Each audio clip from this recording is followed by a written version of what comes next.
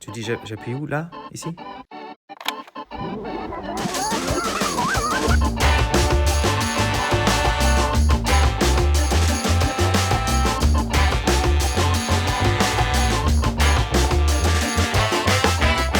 Les frangins sont pas tous gâteux, mais il y en a. Bonjour à tous, bienvenue dans ce nouvel épisode du podcast Les frangins sont pas tous gâteux. Aujourd'hui, on est avec Cédric. Salut Cédric, comment ça va? Salut Ludo, ça va bien? Bonjour Franck. Ah bah attends, tu viens de me Bonjour spoiler, Azimut. tu viens de me Bonjour. spoiler notre deuxième invité. Ah pardon, oh, oui, j'ai raté. Bon, bonjour Ludo. Bonjour Cédric, comment vas-tu ce matin Cédric? Très très bien, on est que tous les deux pour l'instant. Voilà, on est que tous les deux, mais en fait non, parce que nous avons un invité surprise qui se cache derrière son micro, qui est Franck. Bonjour Franck, Oh, salut, comment vas-tu? Oh, tiens, j'arrive. Oui, bonjour, ça va bien, oui. Bonjour à Franck tous les deux. en direct de Paris. Cédric est là, en plus. Cédric est là. Donc, je suis là, oui. Bonjour Franck, je savais pas que tu venais. Salut Cédric, comme là, c'est vraiment... Vous- Ludo nous fait vraiment des surprises. Hein. comme vous pouvez le constater, tout était vraiment Oui, très oui, très mais préparé. Il se prend pour Barry White ce matin, il a des petits problèmes dans la voix, il est enroué, alors c'est pour ça. On va Exactement. pardonner. Je C'est m'excuse l'émotion. par avance, j'ai un rhume. Alors voilà, c'est le fameux rhume de la fin de l'hiver québécois, quand un jour il fait plus 15 et que le lendemain il fait moins 4 et que le jour d'après il fait 8 et que ça change tout le temps et qu'on sait plus comment s'habiller et on se chope les crèves. Alors voilà. Mais bon, aujourd'hui, comme on a réussi à l'apporter de façon très subtile, et ben, nous avons un invité surprise. Nous avons Franck, dont nous avons parlé dans les derniers épisodes, qui nous fait le plaisir et la gentillesse de se joindre à nous aujourd'hui pour enregistrer cet épisode du podcast pour d'abord nous parler de lui un petit peu, de qui il est, de ce qu'il fait, et puis ensuite de revenir sur la conversation qu'on avait eue sur le premier épisode autour du manoir d'Iram et les différentes choses qu'il propose, un petit peu comme ça en dehors du travail qu'on peut faire en loge. Donc ça va être très intéressant parce qu'on avait eu des petits commentaires de la part de certains auditeurs et donc Franck m'avait contacté pour me demander s'il pouvait avoir un droit de réponse en somme pour pouvoir expliquer un petit peu son point de vue, sa démarche et les motivations derrière ces multiples initiatives. Donc voilà, ça va être très intéressant. Donc, tout d'abord, bonjour Franck, merci de te joindre à nous, comme je te disais. Est-ce que tu pourrais nous introduire un petit peu qui tu es pour les auditeurs qui ne te connaîtraient pas? Qui es-tu, Franck Foucret? Parce qu'on te lit, on t'entend, on te voit, mais qui es-tu? Ça, c'est une question, je le cherche d'ailleurs. Qui suis-je? Je suis rentré en maçonnerie pour l'apprendre. Si je commence à vous donner la réponse maintenant, je vais en sortir en fin de journée. Et alors, ça fait combien de temps que tu Mais cherches? Depuis que je suis né, ça fait 63 ans maintenant. Déjà, je vous ai donné une indication. Ouais. Donc, non, je suis rentré en maçonnerie. Enfin, j'ai fait ma première demande il y a 35 ans. Et puis, ça s'est soldé par un ajournement. Ensuite, j'ai prolongé. Après, je suis allé habiter rue du Fort, juste à côté du Grand Temple, Ouais. comme par hasard. Mhm.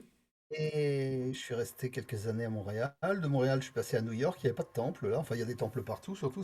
On appelle ça les immeubles. Et puis, je suis rentré à Paris en 2001 et je suis rentré en maçonnerie quasiment juste en rentrant. Donc, ça fait 20 et quelques années que je suis rentré en maçonnerie. J'ai pas découvert la spiritualité avec la maçonnerie. Je l'ai découvert il y a une cinquantaine d'années quand je suis rentré dans les arts martiaux. J'ai Ah fait des ouais. arts martiaux sportifs ouais, ouais, comme gamin. Et puis judo, karaté, premier dan Shotokan, et puis après compétition. Et puis un jour, je me suis dit, tiens, les arts martiaux, c'est pas seulement que de la forme et de l'agitation et du sport et de la technique. Et j'ai commencé à chercher ce qu'il y avait derrière. Et j'ai commencé à pratiquer des arts martiaux plus spirituels. Ouais. Et des arts martiaux, je suis passé à la franc-maçonnerie et il y a des passerelles évidentes entre les deux. Donc j'avais déjà un bagage, ça a été assez rapide de rentrer en maçonnerie et de comprendre, parce que parce qu'il y a des ponts entre les deux, hein, ça reste des voies initiatiques dans tous les cas. Ouais. Donc voilà, et puis ma vie maçonnique a été assez mouvementée. Je suis rentré, d'abord j'étais initié, je suis rentré à Paris pour quitter l'Amérique du Nord. J'ai pas été initié à Paris, j'ai été initié à Casablanca, Ah, à la wow. Grande Loge du Royaume du Maroc. Et de Casablanca, ma loge se réunissait à Paris et j'ai changé après d'obédience. Et depuis quelques années, je suis à la Grande Loge Mixte de France, qui est une obédience, comme son nom l'indique, mixte. Ouais. Ah ben, ça, c'est un Voilà, sacré parcours, ça. j'ai été 3 fois véné de 3 loges différentes. Qu'est-ce que je peux dire d'autre? J'ai écrit 12 livres, le 12e sort le mois prochain. Comment l'IA va transformer la franc-maçonnerie, aux éditions d'Hervy.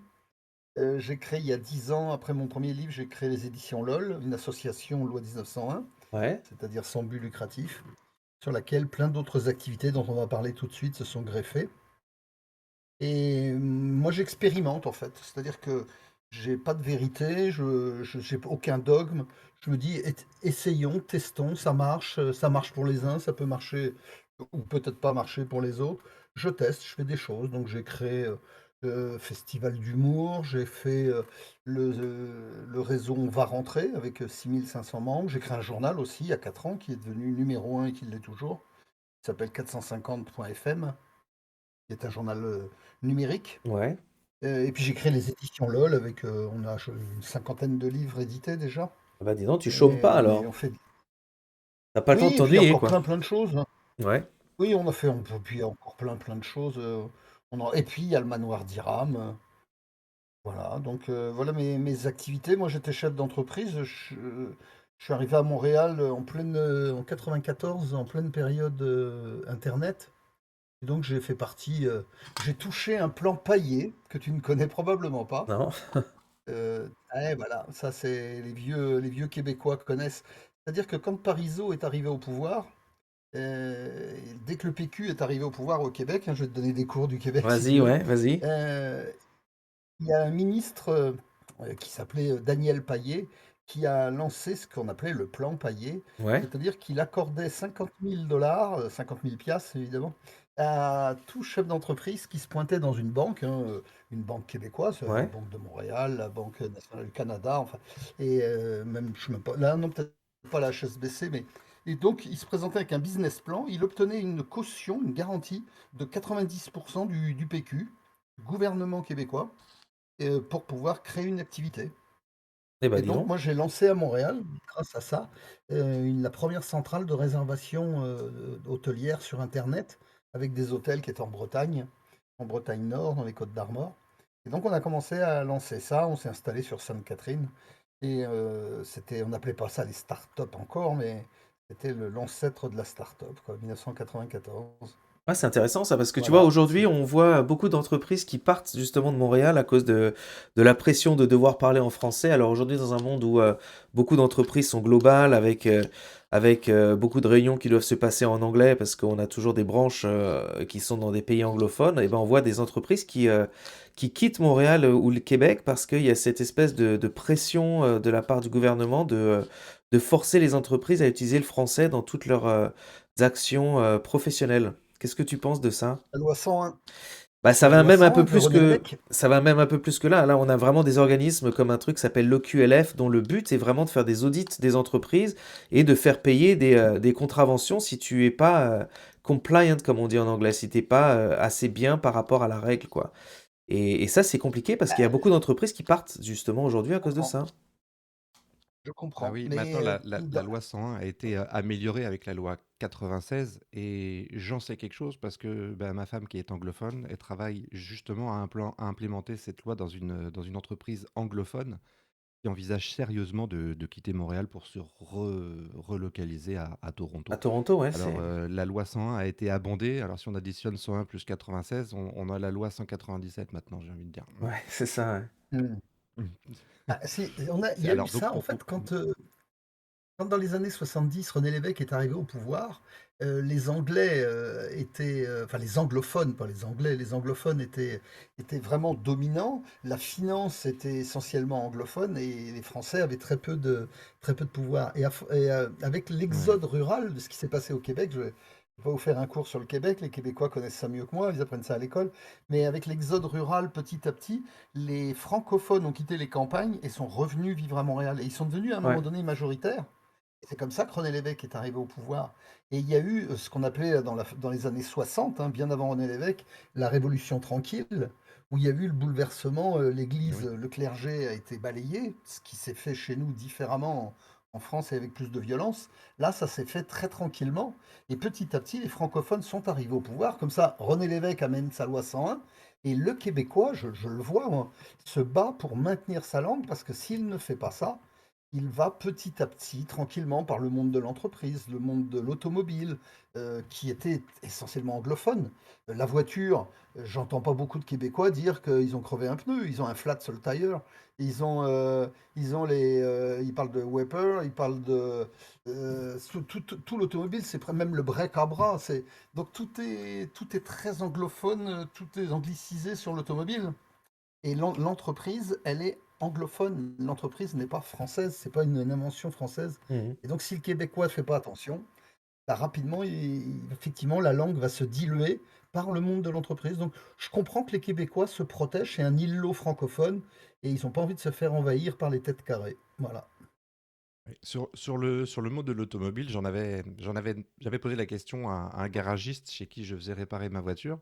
Et il m'avait expliqué, mais c'est parce que historiquement, les voitures qui étaient importées au Canada et au Québec, donc, n'étaient pas des voitures ni européennes ni asiatiques comme on peut le voir aujourd'hui, mais c'était essentiellement des voitures américaines. Et Mhm. personne ne C'est ça. traduisait les documentations techniques. Ça veut dire que les Ford, GM, tous les grands constructeurs ne prenaient pas le temps de traduire à l'époque pour quelques millions de personnes, peut-être 2, 3 millions, 3, 4 millions de Québécois, toutes les documentations. Ce qui fait que lorsqu'il regardait les fiches techniques des autos, bah, il les apprenait en anglais, c'est resté.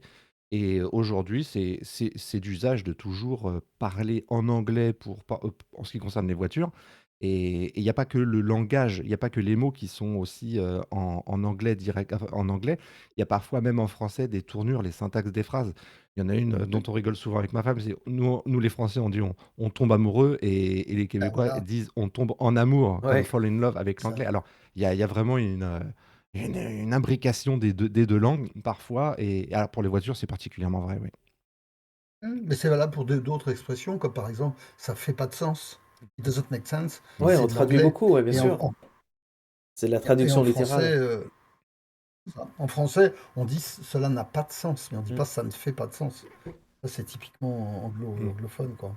Ce que je trouve assez marrant, c'est que quand on est en France, finalement, on s'aperçoit qu'on a aussi beaucoup d'anglicismes en France, qu'on utilise tous les jours, et j'ai l'impression parfois que finalement, on se protège plus du français au Québec, enfin, pardon, de l'anglais au Québec en France que même les Français, quoi. Donc les Québécois sont plus méfiants par rapport à l'anglais que pourraient l'être les Français. Alors que on est quand même, Normal. je comprends qu'on veuille protéger l'îlot français, comme tu dis, mais on est quand même en Amérique du Nord. C'est-à-dire que dès qu'on fait un pas sur le côté, on se retrouve à parler en anglais. Donc tout le monde parle anglais. 98% de la population parle couramment anglais ici au Québec. Et ça pose quand même des problèmes que je trouve un petit peu embêtants. Par exemple, mon épouse, moi, est anglophone. Elle va voir le médecin. Un jour, on lui dit, on parle en anglais. Le médecin lui parle en anglais parce que le médecin était anglophone. Mais au moment de faire la consultation, la vraie, le médecin lui dit, je suis désolé, maintenant il faut que je passe en anglais parce que officiellement, je suis obligé de faire la consultation en anglais. Et tu te retrouves à avoir deux anglophones qui parlent en français pour faire une consultation médicale, là où justement on a besoin de pouvoir s'exprimer de façon claire et précise, parce qu'il y a une loi qui impose que la médecine doit se pratiquer en français. Je trouve qu'on pousse un petit peu quand on fait ce genre de choses quand même, tu trouves pas? C'est vrai. C'est vrai, c'est très compliqué. Eh, écoute, Quand les lois, en fait, le problème, c'est quand les lois finissent par prendre le dessus sur les relations humaines, tout simplement. Et ça existe aussi dans la franc-maçonnerie. Donc on retrouve ça partout. C'est-à-dire que la règle devient plus importante que la relation qui régit deux personnes. C'est ça. Voilà, c'est le non-sens, c'est stupide, mais c'est ainsi. Ouais. Bon alors Franck, je voulais te demander, avec ton Il y a pas. parcours maçonnique, Ouais. là tu disais que t'avais été initié non pas en France, et puis après tu étais là en France, et puis tu as bougé d'obédience en obédience. Alors j'ai une question pour toi. Est-ce que de tes voyages à travers différents pays et différentes obédiences, tu peux testifier, tu vois, j'allais dire en anglais, témoigner du fait que la franc-maçonnerie est vraiment une fraternité universelle, ou pas? Euh, les frangins ne sont pas tous gâteux, paraît-il. Mais il y en a Et quand il même. paraît que les frangins, il y en a. Eh ben, les frangins ne sont pas tous fraternels, mais il y en a. Ouais, Donc la réponse est exactement la même, c'est que il y a partout des abrutis, il y a partout des gens merveilleux, il y a de tout. La seule chose, c'est pas parce que ils ont un tablier, ils ont prêté un serment qu'ils sont donc forcément bien. Non, mais en revanche, ceux qui ont prêté le serment, qui sont conformes enfin oui, au serment, et avec qui on est compatible, parce qu'on peut pas plaire à tout le monde, des questions olfactives, ça on peut pas sentir tout le monde. et il y a des odeurs qu'on ne supporte pas. Et bien, quand on supporte quelqu'un, il y a quelque chose de supplémentaire, c'est qu'il est un frère, elle est une sœur, et là, il se passe quelque chose de bien. Maintenant, on est tous le con de quelqu'un d'autre, on est tous le non-frère de quelqu'un d'autre, et donc j'ai rencontré les pires choses comme j'ai rencontré les meilleures. Mais la meilleure image, ce sera pour conclure cette question, c'est un jour j'ai travaillé avec un vieux, enfin il est mort maintenant depuis 2 ans, un vieux bouddhiste assez connu qui disait le lotus, pour pouvoir éclore et prospérer, doit le faire dans la boue. Et c'est la relation entre la boue et le lotus qui permet cet équilibre. Si vous essayez d'enlever la boue pour qu'il n'y ait plus que le lotus, vous allez tuer le lotus. Ouais. Eh bien, je pense qu'en fraternité, si on retire toute la boue qu'on voit partout, eh bien, la fraternité ne peut plus exister et ça va finir par tuer tous les lotus. Donc on essaye tous de devenir un lotus, on voit de la boue. La question, c'est pas de savoir si on la retire, c'est comment on fait pour vivre harmonieusement avec la boue. Comment on fait pour vivre harmonieusement ensemble. Voilà, ben, comment on fait pour vivre avec des lois stupides, comment on fait pour vivre avec des frères parfois stupides. Eh bien, ils sont stupides et puis on se dit, bah écoute, ça vient réveiller chez moi ma part de stupidité, peut-être, qui sait. Et on travaille dessus jusqu'à ce qu'on pacifie. Voilà. Donc la fraternité éclot et prend son relief au sein de la non-fraternité, justement. C'est ça que tu dis. Aussi. Mm. Ça, c'est-à-dire que, Et en fait, qu'est-ce la que ça fraternité serait n'est pas un. qu'est-ce Pardon? qu'est-ce qu'est-ce que ça Ah. serait la boue? Comment tu définirais la boue? Le diabolo. C'est-à-dire que, en fait, le maçon qui rentre en loge vient pour chercher, on dit la lumière. Mais cette fameuse lumière, c'est l'unité, c'est le principe d'harmonie. Donc, c'est la réunification, rassembler ce qui est éparse. Ça se fait, c'est ce qu'on dit en loge, ça se Ouais. fait parce qu'on travaille sur le langage du symbole. Le symbole, c'est symbolon. Symbolon, c'est rapprocher les deux morceaux de terre qui ont été cassés et qui se rassemblent et qui s'imbriquent l'un dans l'autre. Donc, c'est l'unification et le rassemblement. Mm. Le contraire de ça, c'est le diabolo. Le diabolo, c'est ce qui divise. Eh bien, la boue, c'est ce qui divise. Le diabole, c'est ce moment où on va pas être d'accord avec quelqu'un, mais même en n'étant pas d'accord, on va pouvoir quand même arriver à travailler justement sur sur le travail de l'unité, quoi. C'est un travail de D'accord. rapprochement pour se rapprocher de ce qui nous rapproche et pas de ce qui nous sépare. C'est pour ça d'ailleurs je dis que la maçonnerie sociétale, où on discute des choses politiques pour savoir si le Premier ministre du Canada, le nouveau, est bien et mieux que l'ancien, ça n'a rien à faire en loge. C'est des sujets qui divisent, c'est des sujets qui séparent. Bien Ouais, sûr, ouais. Si on commence à dire est-ce que l'homme est l'égal de ouais. la femme ou la femme de l'homme, et là comment on peut être d'accord avec ce genre de propos, ça va forcément créer des agacements et ça va créer des tensions. Et si ce sont des tensions, on va plus être dans la maîtrise des patients, mais on va les exacerber. Et donc on va sortir de tenue plus agacé que quand on est rentré. Alors qu'en fait, on doit Et se toi, réunir alors toi, par avec des exemple, gens. Juste, attends, juste pour finir, en fait, la loge est ouais, constituée de gens qu'on n'aurait jamais choisis en dehors. C'est pas, il y en a aucun dans la loge, normalement, qui aurait pu être ton ami, ton chum, enfin, jamais. Et là, tu te retrouves avec tous ces gens-là et on travaille justement sur le rapprochement et l'unité, alors qu'on n'aurait jamais été amis. Voilà le travail maçonnique. Ouais, c'est intéressant d'accord. ça. Alors toi, par exemple, tout ce qui est maçonnerie, tout ce qui est approche sociétale, ça t'horripile. Ça ne m'horripile pas, parce que si ça m'horripile, j'ai justement un thème de travail sur lequel je vais aller travailler, j'irai encore plus travailler dedans. Ok, Non, ça ne m'horripile pas, c'est simplement une perte de temps. C'est que ça ne sert à rien maintenant. ok. Si demain matin, on a envie en loge de projeter des films de John Wayne ou de Clint Eastwood parce que Inspector Harry c'est génial, qu'ils ont envie de faire ça, puis que ça les amuse parce que le programme télé est pas terrible, et puis je sais pas si les Canadiens existent toujours, ok, mais si le gars il aime pas le hockey, bah, il a envie d'aller voir ça en loge, qui regarde Clint Eastwood en loge, mais il va pas ressortir, il peut faire ça 40 ans de sa vie, s'il est stupide, il sera toujours aussi stupide, s'il n'est pas spirituel, il ne le sera pas plus, ça ne sert à rien. Alors que quand tu vas faire 1 heure de yoga, quand tu ressors de ton yoga, il s'est passé quelque chose parce que tu as respiré, tu t'es centré, tu t'es posé et tu as fait la paix avec toi-même déjà et avec ce qui t'entoure. Eh ben, c'est ce qu'on doit faire en loge. On fait la paix avec soi-même et on fait la paix avec celui qui est en face, qu'on n'aurait jamais choisi autrement. Et ben là, voilà, on ressort, on a fait quelque chose. Si on a passé 1 heure à regarder un film, Explique-moi en quoi ça nous change. Ça ne sert à rien. Mmh. Si c'est pour faire des discussions, à ce moment-là, il y a sur Saint-Denis, il y a des très bons bars. On peut aller prendre un café ensemble, puis on va discuter pendant 2 heures. Il n'y a pas besoin d'acheter un tablier pour ça.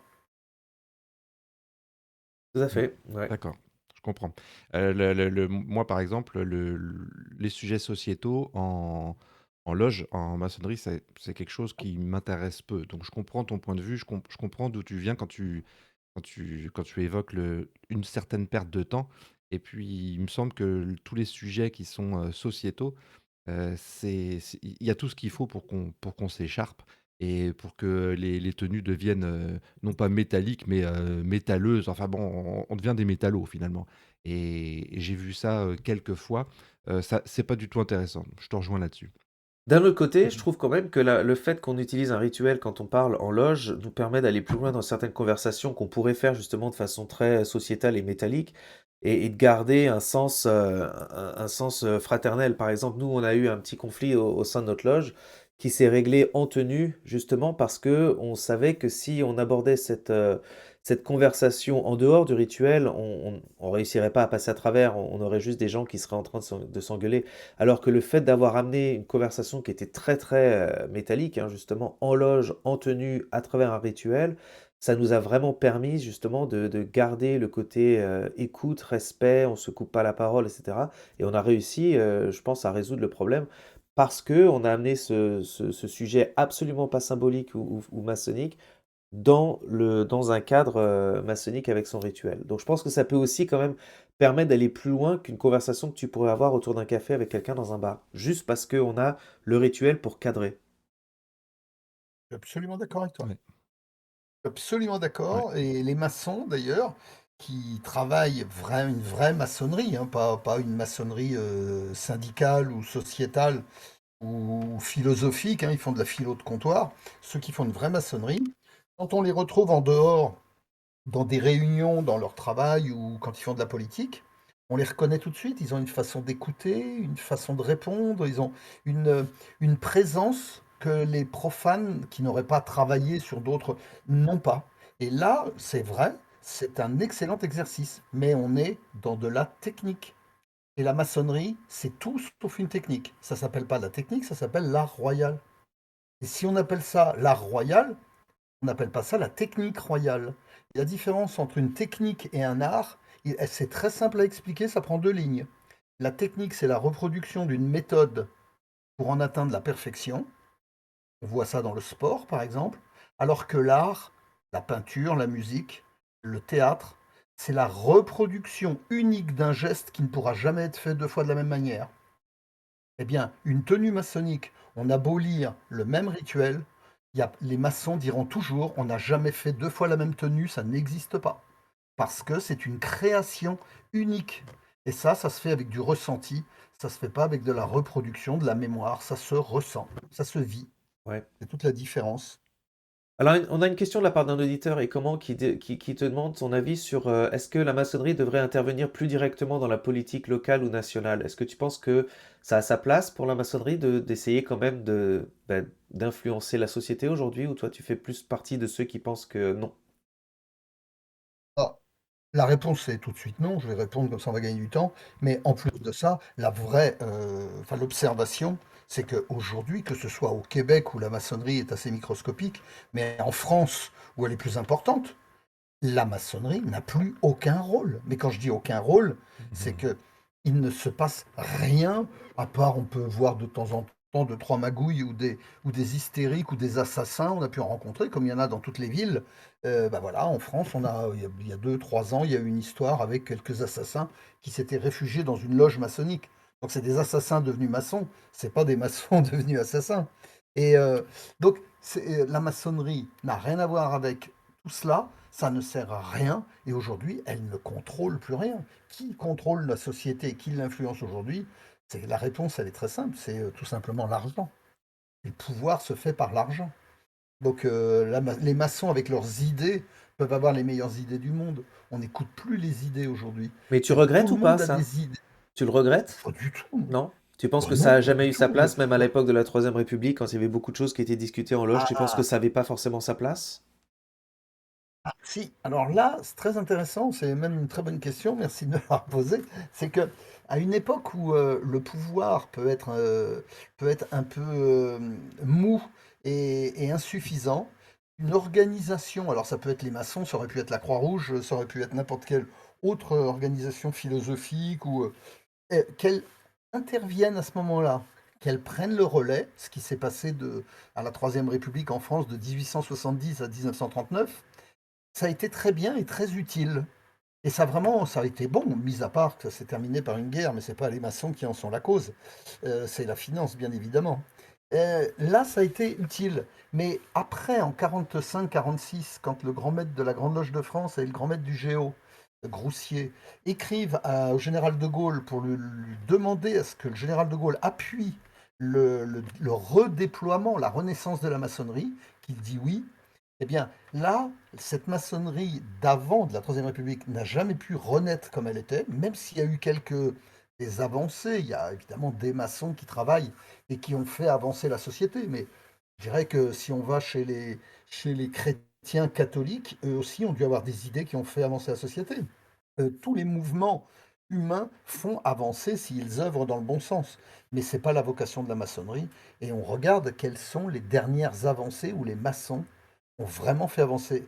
Dans les loges aujourd'hui, il n'y a plus d'idées, il ne se passe plus rien. Les maçons n'ont pas d'idées. Et quand on leur présente une idée, ils ne la reconnaissent même pas. Non, non, la maçonnerie en ce moment vit une profonde crise. C'est Les portes ne sont plus très hermétiques. Alors, à quoi ça sert d'être maçon Et ça, Et aujourd'hui? Franck, est-ce que... Vas-y, Cédric. ah, laquelle des deux questions? Vas-y, Cédric. Alors, oui, tu as fait le rapprochement avec les catholiques, et on constate dans beaucoup de villages, puis au Québec en ce moment aussi, même à Montréal, on le voit, les églises se transforment en appartements, en condos de luxe. Ils se transforment parfois même en salles de sport. Il y en a une à côté de chez moi sur la rue Saint-Denis. Alors donc, est-ce que nos temples vont finir par se retrouver comme ces belles, vieilles, petites églises au centre du village qui sont délabrées, dont les toits s'écroulent, où plus personne ne va, et que l'on garde un petit peu comme un souvenir du passé, comme une relique, et on n'ose pas la détruire, on n'ose pas la rénover parce que on n'a pas le budget, puis que plus personne n'irait. Est-ce qu'on devient comme ça une sorte de relique? Alors, c'est intéressant parce que ça ramène à la question que vous m'avez posée tout à l'heure sur le langage. Euh, Pourquoi les Québécois se battent? Parce qu'ils ont un patrimoine, c'est leur langue. Et les descendants des Français qui sont arrivés là et qui maintiennent depuis des siècles la langue française, ils continuent à nourrir le feu de la langue. Ils alimentent, ils mettent du bois, ils surveillent et ils s'assurent que ça continue à vivre. Sinon, il y a bien longtemps, comme c'est arrivé d'ailleurs en Louisiane, où la langue française a disparu, comme ça arrive Mhm. dans toutes les régions où une langue, il y a eu des milliers, pour pas dire des millions de langues depuis que l'humain est sur Terre, et puis il y a des langues qui naissent, il y a des langues qui meurent. Eh bien, c'est la même chose pour les voies initiatiques. Et est-ce que, pour moi, est-ce que la maçonnerie dans le futur, les temples vont devenir? Oui, je le crois profondément. Il y aura beaucoup trop de temples par rapport au nombre de pratiquants. Donc ça veut dire que de nombreux temples vont devenir des condos, vont devenir des salles de danse, non parce qu'on n'y va plus, mais vont devenir des restaurants ou des magasins. Il y en a Intéressant. beaucoup trop. Maintenant, ce que je crois, moi j'y travaille, c'est que est-ce que la maçonnerie va disparaître? Non, elle va muter. C'est ça qui va être intéressant. En France, mais le Québec c'est pire encore, mais en France, où on se dit la maçonnerie est importante, elle ne représente que 0,24% de la population. Et là, faites le calcul du nombre de maçons que vous avez au Québec divisé par 7 ou 8 millions que vous devez être en ce moment. Eh bien, vous allez voir que ça doit faire 0,1% de la population. Il y a, est-ce qu'avec 0,1, 0,2, 0,4% de la population, on peut influencer cette population? Non. Donc ce qu'il faut, c'est que la maçonnerie, qui est quelque part une forme de spiritualité qui peut venir remplacer ce que faisaient les religions avant, peut se développer, mais il faut qu'elle se démocratise. Et pour qu'elle se démocratise, il ne faut pas développer des temples, obliger des gens à faire du rite français, du RE2A, parce que c'est pas fait pour tout le monde. Donc il faut la rendre très complexe, c'est-à-dire multiplier la maçonnerie et en faire un art qui puisse convenir à tout le monde et qui se pratique n'importe où. Mhm. C'est-à-dire qu'on se met dans ton salon, on pousse le canapé, on enlève la télé, on met deux, trois décors en carton qui ont coûté rien du tout. On n'a pas besoin de payer 2 ou 300 dollars par an pour avoir une obédience qui sert pas à grand-chose dans le fond. Et puis, on va travailler un rite qui est le rite qui correspond à ta pratique. Et si ta pratique, elle est basée sur la respiration, bah, tu feras une maçonnerie de la respiration, comme ça existe dans le yoga. Tu pourras faire une maçonnerie de la nourriture et travailler sur l'alchimie de la nourriture, ce qu'on fait dans les Saint-Jean, au Saint-Jean d'hiver, on est tous à table. C'est une tenue à table. Eh bien, on pourrait faire ça aussi. Et Et alors, donc, ça nous amène, ce que tu oui, dis, ça nous amène finalement directement à ce que tu proposes au manoir d'Iram, puisque pas du tout. dans une des vidéos qu'il y a sur le site du manoir d'Iram, que l'on peut retrouver via des liens du blog FM 450, tu y expliques que dans le manoir d'Iram, pendant 5 jours ou 3 jours selon les formules choisies, on travaille le corps, la respiration, l'alimentation, on s'étire, on se reconnecte à soi, on prend soin de soi comme on le ferait dans une thalassothérapie mais sans l'eau, avec de l'air, dans de la douceur, un cadre apaisant. Est-ce que c'est ce genre de lieu que tu crées qui correspond à ce que tu viens de nous expliquer? C'est-à-dire que la maçonnerie devrait un peu s'extérioriser du temple et se pratiquer chez soi, dans des retraites, dans des activités autres que simplement cantonnées dans notre temple. Alors, très bonne idée de me ramener au manoir des Rames, ça me permet, parce que j'ai écouté l'émission l'autre jour, j'avoue que ça m'a permis de travailler justement mon sens de la fraternité. J'ai senti ma respiration qui commençait, je commençais à m'étouffer en écoutant. J'ai entendu des bêtises et qui en plus n'étaient pas forcément bien présentées, avec pas toujours beaucoup de fraternité. Alors, je me suis dit, j'ai hâte de pouvoir. Déjà, première chose, commençons par On t'écoute. la toute première chose. J'ai entendu des notions d'argent, de marketing, de tout ça. Le manoir d'Iram, c'est une idée qui appartient à l'association Loi 1901 qui s'appelle Édition LOL. C'est une association, donc dans une association, il n'y a pas d'investisseurs capitalistes avec des bénéfices, donc il y a zéro profit dedans. Donc faire ça pour de l'argent, on va oublier tout de suite. Le fisc français me tomberait dessus, j'en suis le président, en 5 minutes. Or, ça fait 10 ans que les éditions LOL fonctionnent. Moi, je vends des livres, j'écris et je vends des livres pour pouvoir faire de l'argent pour financer le journal, pour financer des activités comme ça, comme d'autres qu'on est en train de lancer là en ce moment, sur par exemple de l'assurance complémentaire pour les frères et les sœurs. Donc on est en train de travailler sur des rites mortuaires, c'est-à-dire quand le maçon meurt, la manière dont il est enterré, eh bien, dans la famille, on n'est pas toujours d'accord. Eh bien, quand tu es maçon et que tu vas être enterré en maçon, on est en train de travailler sur cela aussi. Donc, en fait, c'est tout ce qui concerne la communauté maçonnique, on travaille à ce genre de choses. Depuis une dizaine d'années, un frère qui s'appelle Alain, enfin il a changé de sexe récemment, mais il s'appelait Alain à l'époque, a eu cette idée pas du manoir d'Iram, ça s'appelait pas comme ça, mais de la retraite maçonnique. Et on a travaillé, on a réfléchi, lui avait écrit avant moi, et c'est lui qui a eu l'idée. Et moi je me suis dit, tiens, je l'ai contacté, je lui ai dit, Alain, je vais lancer cette idée. J'ai trouvé le lieu qui appartient non pas aux éditions LOL, non pas à Franck Foucret, qui appartient à une famille qui est dans les Deux-Sèvres, dans les Pays de Loire, et enfin au nord, juste à côté de Saumur. Et donc, on n'a aucune propriété, aucun intérêt financier, on ne touche zéro argent sur ce que les maçons payent, c'est-à-dire que c'est une chambre d'hôte qui appartient à des particuliers qui ne sont pas maçons en plus. Et j'ai demandé moi, à la patronne, la propriétaire, est-ce que ça vous intéresse d'accueillir des maçons et de consacrer une partie enfin, le lieu avec une partie de l'année à accueillir des maçons. Elle m'a dit, mais avec grand plaisir. Donc, c'est comme ça que l'année dernière, on a lancé cette idée où, un, il n'y a pas d'argent, deux, c'est un lieu de retraite. Et retraite, c'est se retirer. Se retirer, c'est ne plus être au centre. Ça veut dire qu'on vient et on peut respirer, mais on n'est pas obligé. On peut aussi s'étouffer si ça nous fait plaisir. On peut manger, mais on peut aussi ne pas manger. Il n'y a pas d'obligation, il n'y a pas de formation, il n'y a pas d'endoctrinement, il n'y a pas de réunion. On vient, on loue une chambre dans ce lieu qui est un lieu très chargé, il y a 5 siècles, où on y mange très bien parce que la nourriture, elle est, enfin, Madame Barbet qui gère ça, est quelqu'un qui prend soin, et je vous dis, elle n'est pas maçonne en plus, hein. Elle attache une importance à la qualité de la nourriture, la qualité de l'accueil. Donc, nous, enfin, les éditions LOL sont propriétaires du concept, mais le lieu ne nous appartient pas. Et les maçons n'ont aucune obligation, il n'y a pas de sergent-chef qui est là le matin à 5 heures en disant levez-vous, on va faire un rituel maçonnique, on vient pour écrire un livre, écrire une planche, se retrouver tout seul ou se retrouver avec d'autres. Donc, c'est pas un lieu de vacances, comme j'ai entendu la dernière fois, où j'ai entendu le mot secte en plus. Là, j'étais sur mon siège, j'ai dit mais de quoi ils parlent les garçons là? C'est pas une secte. Une secte, on ne peut pas sortir d'une secte. Là, tout le monde a le code pour sortir, tout le monde a le code pour rentrer. C'est pas un lieu de vacances. On ne vient pas avec sa famille, on vient pour être dans le silence, le silence où on vient pas pour faire des soirées mousse. C'est pas un lieu où tiens, allez, cette année, on va pas aller dans un club vacances bord de mer, on va aller au manoir d'Iram. Non, c'est un lieu où, Alors Franck, pendant une semaine, on se retrouve avec soi-même. Voilà. En fait, le principe, c'est de se ouais. retrouver avec soi-même. Alors Franck, pour clarifier, merci de ton explication.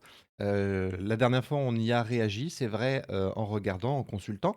Et pour ce qui est la partie secte, je suis pas la personne qui a évoqué la secte. Donc je laisse les propos, la paternité de ce propos à celui qui l'a dit, qui s'appelait Lenny quelque chose. Je sais pas s'il est connecté aujourd'hui, je vois pas. Non, je crois pas. En tout cas, J'ai moi, envoyé un, ce que je voulais dire. j'ai envoyé un franc-maçon le tuer, il est mort depuis hier.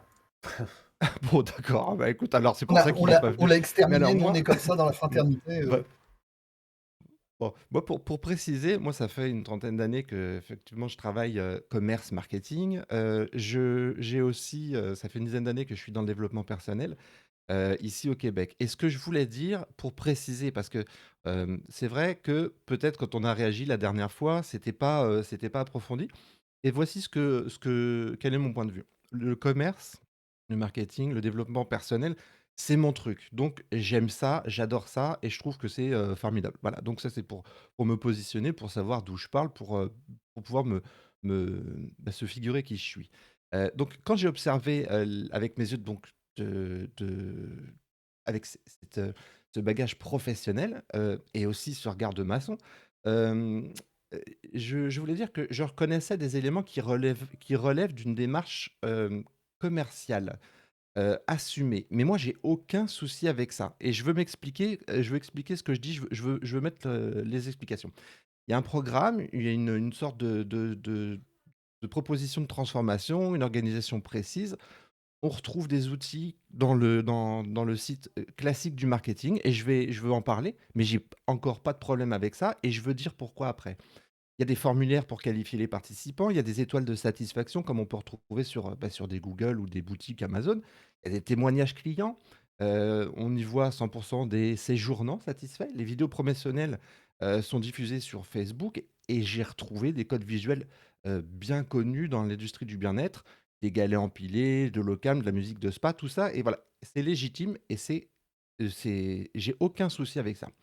La loi 1901, je suis tout à fait d'accord. Ce que tu fais, c'est dans un cadre qui est prévu par la loi. C'est une association, donc ça ne signifie pas qu'il y a une absence d'activité économique. Tu peux générer des revenus, tu peux salarier des personnes, proposer des services, et tout ça pour, comme tu viens de nous l'expliquer, promouvoir d'autres de tes activités, parce que l'argent, ça tombe pas du ciel, et à un moment donné, je comprends bien que bénévolement, on peut pas tout faire. Voilà, donc ça, c'était la chose que je voulais préciser. Ce que je constate en dernier, et c'est que ça correspond à une offre de bien-être, il y a une forte coloration spirituelle, c'est comme ça que je l'ai perçu, portée avec un beau discours maçonnique. Le piège, et c'est ça que je voulais soulever, c'est qu'à partir du moment où on propose un service à des frères, que l'on construit une relation un petit peu de type offre-demande, on ne peut pas être surpris de recevoir des réactions de type client. Et d'ailleurs, comme je le disais tout à l'heure, c'est pas nié puisque sur ton site, il y a des avis clients affichés comme des preuves sociales. Alors c'est peut-être ça qu'on a eu comme réaction la dernière fois.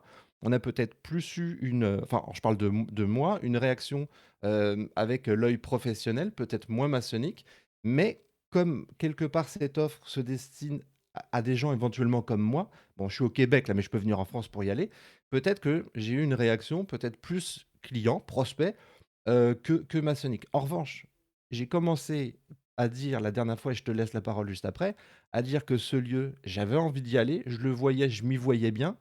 Je m'y voyais bien avec des frères et des sœurs dans le petit jardin qui était champêtre pour me citer. et que je trouve très bucolique, très agréable. Ça a l'air vraiment très, très, très sympathique. Donc, c'était ça que je voulais dire. Alors, je te laisse la parole maintenant. Tu connais Paul Adrien?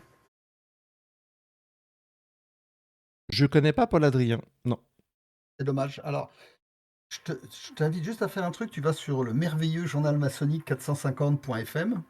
Abonne-toi d'ailleurs, j'en profite, c'est gratuit, hein, y a pas de. Oui, Mets ton email. Voilà. Et alors, c'était le 31 décembre dernier, tu vois, on a parlé de c'est Paul récent. Adrien. Et c'est un frère, Paul Adrien. Mais c'est pas un frère maçonnique, c'est un frère catholique.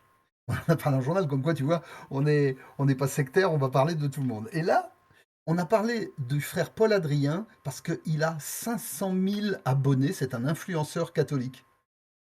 Je t'assure, et il n'y a aucun piège, je t'assure, je t'invite vraiment à aller voir cet article qu'on a fait. On a mis ses vidéos. Le mec, c'est un killer. J'ai jamais vu un marketeur pareil. Le mec, il est digne de diriger une agence de com, tellement il est doué. Alors, je sais pas qui est derrière lui, mais forcément, il fait des Ok. vidéos pour vendre le Christ, hein. Bon, on va pas dire que c'est désintéressé, on sait que Oui. l'Église, il y a un peu d'argent, mais Oui. comme disait, je crois, je sais plus si c'est Coluche qui disait ça, que le clergé, enfin Jésus avait trouvé, mais bon, c'est pas Jésus qui a fait ça évidemment, mais le coup des cloches, c'est un coup de marketing extraordinaire, ça. Mhm. Parce que quand tu fais sonner les cloches et tu te fais autoriser à sonner des cloches dans tous les villages, il y a 36 000 villages en France, tu as le droit de sonner dans toutes les églises le matin, le dimanche matin, le coup de marketing pour attirer les gens. Ce que je veux te dire par là, c'est que on peut y voir du marketing, et puis je serais bien idiot de ne pas utiliser le marketing, et j'ai passé ma vie, moi, dans le monde de l'entreprise. Oui. Donc, tu te doutes bien que les codes, Oui. j'ai aucune raison d'aller parler en chinois ou en japonais, j'ai appris le français. Eh bien, j'ai appris le Et moi, marketing, j'ai aucun il est souci avec évi- ça. j'ai, Et je j'ai- trouve ça très bien. J'ai aucun souci avec ça. voilà. Mais Alors, ça, donc, les codes, et je suis très content d'avoir cette discussion parce que je crois qu'on tombe d'accord là-dessus. Que les codes que l'on voilà. peut trouver en Alors, marketing, en communication, c'est génial. Voilà, je le pense. voilà. Ça, les codes marketing, ils sont là, c'est réglé, on en a parlé. Parlons maintenant du développement personnel.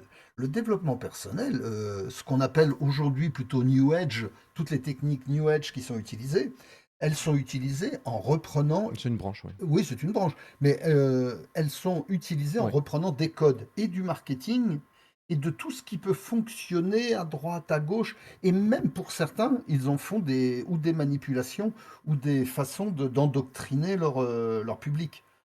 Ah oui. Maintenant, si demain matin tu Ah oui. travailles, il y a un type que tu connais, j'imagine, qui s'appelle Stanislas Grof, qui utilisait le LSD dans les Ça me années dit rien. 60.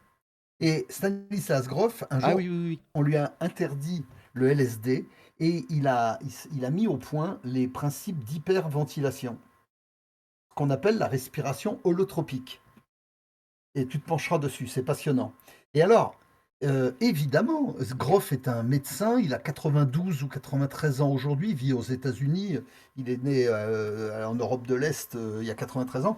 Là, sa technique à lui, elle est utilisée par des thérapeutes en développement personnel, mais il y a aussi des sectes qui Mhm. utilisent ça parce que c'est un moyen justement de prendre le contrôle de quelqu'un et de travailler sur l'influence comme on peut le faire dans l'hypnose.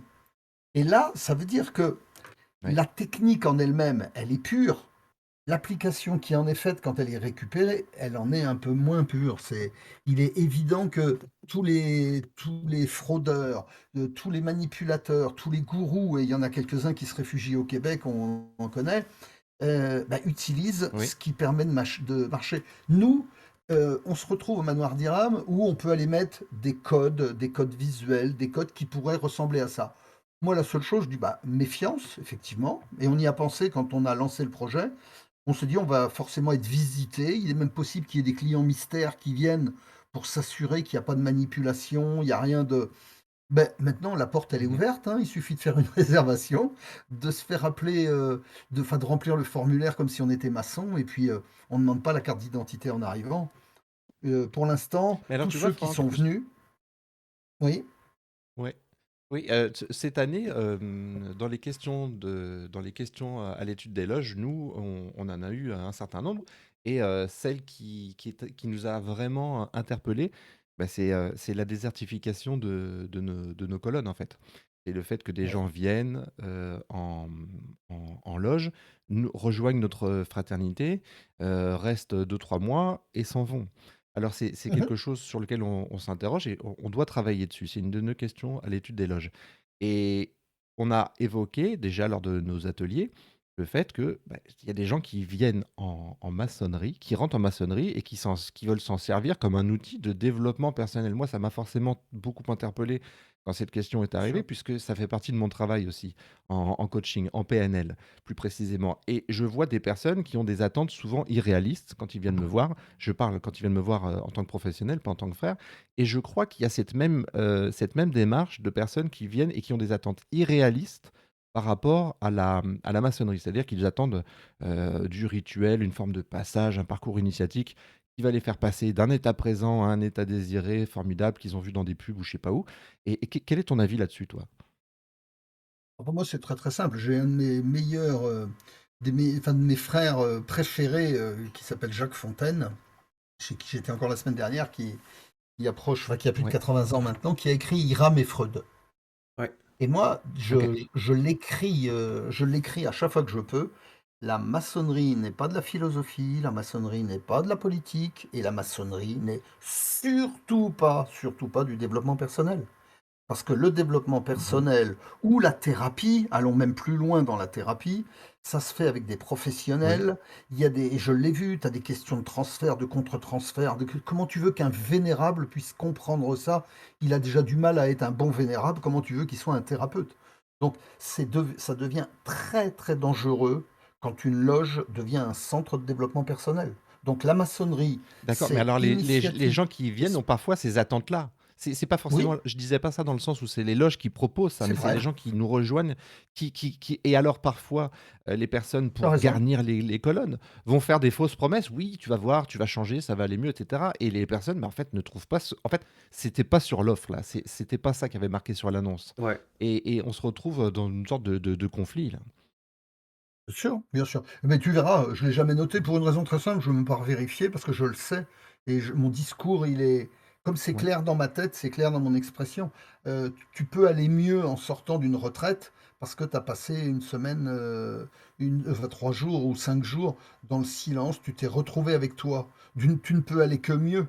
Donc mais c'est dans ce sens-là, c'est pas: «Nous allons faire de sorte que vous alliez mieux». C'est à aucun moment il est écrit ça parce qu'il y a aucune offre qui ressemble à ça. Donc là, ça, c'est pas possible.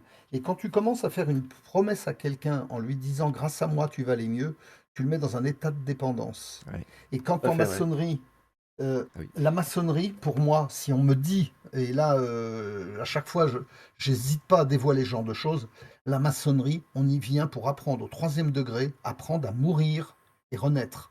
Et mourir et renaître, c'est pas la promesse de la mort avec un paradis comme on le fait chez les catholiques. C'est apprendre le fil à plomb que à chaque instant, chaque seconde qui est en train de mourir, une nouvelle va renaître nourrie de la précédente et elle ne se représentera jamais. Et ce qui se passe en nous ne peut être vécu que dans l'instant, et c'est ça qu'on vient cultiver. On cultive la présence au moment présent, ce qu'on trouve dans le bouddhisme d'ailleurs, et ce qu'on devrait aussi retrouver dans les lectures des religions comme le christianisme, toutes les formes de christianisme. Donc, à aucun moment dans Mais une tu vois, loge, Laure on doit dire, tu vas voir, grâce à ceci ou cela, tu vas aller mieux. Ce n'est pas OK. possible. Ça n'existe pas.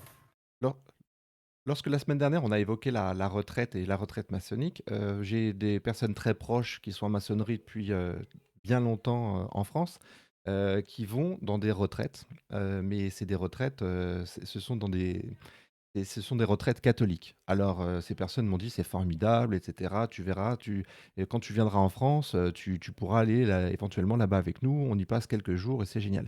Alors je me suis dit: «Oui, c'est génial», mais c'est vrai que si je veux aller en France, bon, c'est pour aller voir la famille, les amis. Je veux pas me retrouver dans une retraite. Puis j'avais Ouais. cherché au Québec s'il y avait ce genre de retraite. Et j'en ai trouvé une. Il y a une retraite et alors c'est situé, la retraite, ça s'appelle Saint-Benoît-du-Lac. C'est dans les cantons de l'Est, du côté du lac Memphremagog. Alors peut-être que toi, comme tu as vécu ici, peut-être que tu connais cette région. C'est Ah bah, un je bien connais bel très endroit. bien. Voilà. J'ai fait du bateau avec du parachute ascensionnel au-dessus. Ah bon, bah, voilà, une manière de s'élever également. Alors, donc dans les cantons d'Est, dans les cantons d'Est, il y a ça et je l'ai regardé, ça fait, C'est environ l'Estrie, 2 c'est en ans que c'est Estrie. dans mes favoris et ouais, ouais Ouais. et j'ai voilà et moi, j'ai les seules retraites que j'avais expérimentées, c'est quand j'étais à l'école de commerce à Montpellier. Bon, on travaillait, enfin, on faisait la fête toute l'année, mais quand les partiels arrivaient, j'allais sur le plateau du Larzac. Il y avait des petits moines qui louaient des petites chambres austères avec une ampoule et puis, une table et puis j'allais réviser mes partiels pendant une semaine avant là-bas, parce qu'il fallait que je me pousse de toutes les tentations de la ville à l'époque. Mais la retraite, c'est vraiment quelque chose d'intéressant et j'en ai trouvé une ici au Québec, mais alors elle est, évidemment catholique. Ah bah voilà. Ouais. Eh ben, j'en ai une à te proposer en France qui n'est pas catholique, si ça t'intéresse. Pour ton prochain Oui, passage, oui, oui, Cédric. oui, oui, j'ai vu. Oui, oui. Mais non, non, mais non, non, c'est pas le même genre de retraite. Là, c'est une retraite extrême. C'est 10 jours, Ah OK, médi- ah OK. méditation pendant 10 jours, 10 heures par jour. Tu ne communiques avec personne, t'écris pas, t'as pas de téléphone, tu manges merveilleusement bien, mais pas de viande évidemment, et c'est Vipassana, ça s'appelle. Bah, je sais pas J'ai si ça vécu me cette plairait, moi, expérience. Alors, ça. Je sais pas si je pourrais faire ça, moi. C'est vraiment Tout extrême, le là, pour monde le ne peut coup. pas faire ça. Et ça semble vraiment Tu extrême. restes 10 jours, tu restes 10 jours et il se passe quelque chose parce que tu as une méthodologie évidemment, tu Ouais, n'as aucun j'imagine, ouais. gourou, tu n'as rien, il n'y a pas de chef, elle est très peu guidée et il y a une méthode Vipassana. Et Ouais. j'ai vu en fait, je suis tombé sur une vidéo YouTube qui traite de Vipassana dans une prison en Inde où la directrice de la prison, elle a imposé ça d'abord à ses gardiens et ensuite à 1000 prisonniers. Ah ouais. Et j'avais vu la vidéo et après 10 jours, les prisonniers tombaient dans les bras des gardiens en pleurs. Enfin, il se passait des choses. J'ai dit, mais qu'est-ce que c'est que ce truc? Ouais, J'ai c'est regardé, j'ai dit, il faut que j'aille tester pour voir. intéressant. Je trouve ça ouais. fabuleux. Bon, enfin, C'est... là, c'est une méthode. C'est pas ce qu'on fait nous, parce que le maçon n'est pas rodé à ça. Et puis surtout, je pense pas qu'on ait, nous, la légitimité. Puis moi, je ne suis pas là pour les accompagner. Ils se retrouvent dans une chambre, c'est une maison d'hôte. Ils sont Ouais. accueillis par quelqu'un qui n'a pas ni le bagage, ni la connaissance pour les accompagner dans une voie ni spirituelle. Il y a des échanges, ça peut discuter ou pas, hein, c'est au choix.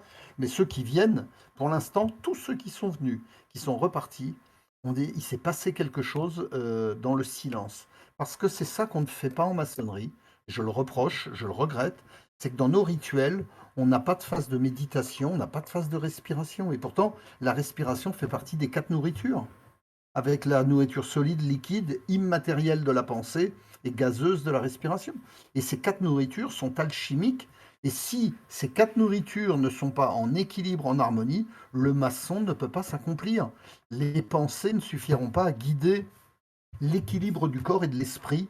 Et on a beau faire un rituel, tous les rituels, que ce soit du RE2A ou n'importe quoi, ça ne changera pas si on mange mal ou qu'on pense mal. Alors Franck, moi j'ai une dernière question pour toi parce qu'on arrive à la fin de notre émission là, il va falloir qu'on conclue dans les 5 prochaines minutes. J'aimerais que tu répondes en une phrase à cette question. Tu nous as dit au cours de cette émission que la maçonnerie n'était pas euh, un organe politique, c'était pas sa place de faire de la politique. Tu nous as dit que c'était pas un endroit pour faire du développement personnel. Tu nous as dit beaucoup de choses que la maçonnerie n'était pas. Alors pour nos auditeurs qui nous écoutent, qui sont pas maçons, qui aimeraient se poser la question de savoir, mais finalement c'est quoi pour Franck la maçonnerie? Comment est-ce que tu pourrais nous dire en une phrase ou deux ce qu'est la maçonnerie pour toi? Bien, je vais répéter ce que je viens de dire il y a 3 minutes. Je veux dire, la maçonnerie, c'est apprendre à mourir. C'est C'est ça, comme pour toi, j'entends c'est les vieux c'est- c'est maçons. ta définition, c'est vraiment ce qui se passe autour de la mort et de la renaissance. C'est cette transformation qui t'intéresse pour toi, qui est au cœur de cette démarche. Oui, mais ça reste symbolique, parce que quand on dit la mort, je suis pas en train de regarder mes cellules mourir ou ma peau vieillir, ça n'a rien à voir. C'est que c'est très bateau de dire lâcher prise. Aujourd'hui, tout le monde dit lâcher prise, ça veut rien dire. Lâcher prise, au moindre problème, on se raccroche. Tout le monde fait cela. C'est simplement apprendre à intégrer les deux faces. Et là, tiens, je parle à un psy ou presque. c'est en fait apprivoiser la pulsion de vie, la pulsion de mort si chère à Freud, c'est-à-dire l'éros et le thanatos, qui ont été initiés par Freud. Il n'en parle pas ouvertement, c'est pas comme ça qu'il l'écrit, mais c'est la signification. C'est-à-dire apprivoiser la pulsion de vie, la pulsion de mort, éros et thanatos. Quand le maçon est centré dans son éros et son thanatos, là, la spiritualité peut apparaître. Il n'y a plus de problématique de lâcher prise. C'est que le maçon est centré, vit ce qui doit vivre, ne s'attache pas à ce qui est inutile et ne repousse pas ce qui peut être gênant, parce que ce qu'on attire, la boue, elle est utile puisque c'est nous qui l'attirons. Donc qu'est-ce qu'on fait de la boue?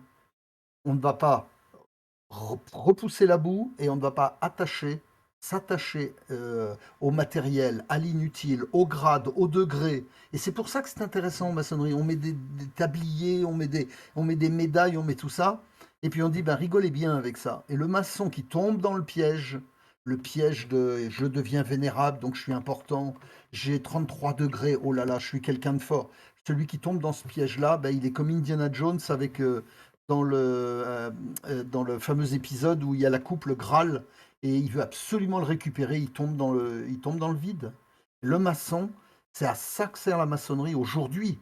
Elle ne sert plus ni à la politique, elle ne sert plus beaucoup à ce qu'elle était destinée à faire au départ, c'est-à-dire abolir les classes sociales et rassembler les gens. Aujourd'hui, les réseaux sociaux font ça très très bien. La maçonnerie n'a plus besoin de ça. Donc la maçonnerie, en fait, s'adapte et évolue.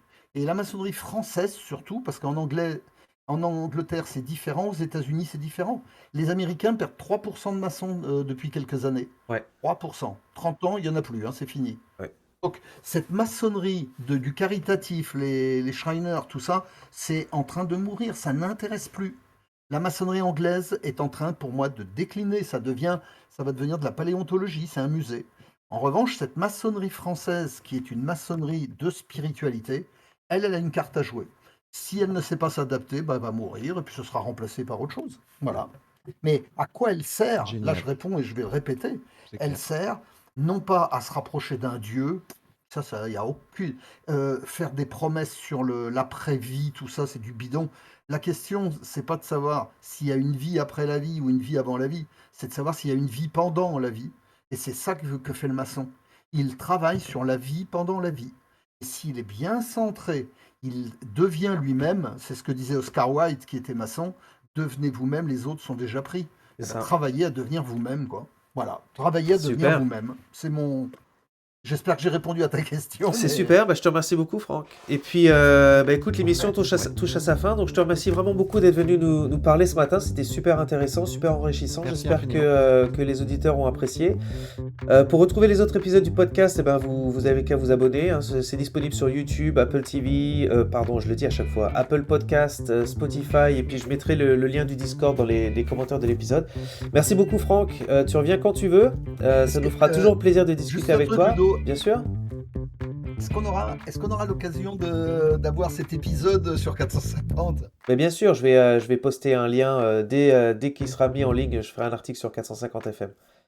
Avec grand plaisir. Ah oui, parce que là, oui, 100 000 lecteurs le mois dernier, ça va booster. Ça va nous booster, c'est Ça va gentil. booster le. Ouais, Merci beaucoup. avec grand plaisir. Merci de m'avoir accueilli. Ça fait Je vous plaisir. embrasse tous les deux. Merci Ça beaucoup, marche. Franck. Et merci Cédric Avec- pour ta avec participation grand- aussi. Bye bye. Bye bye.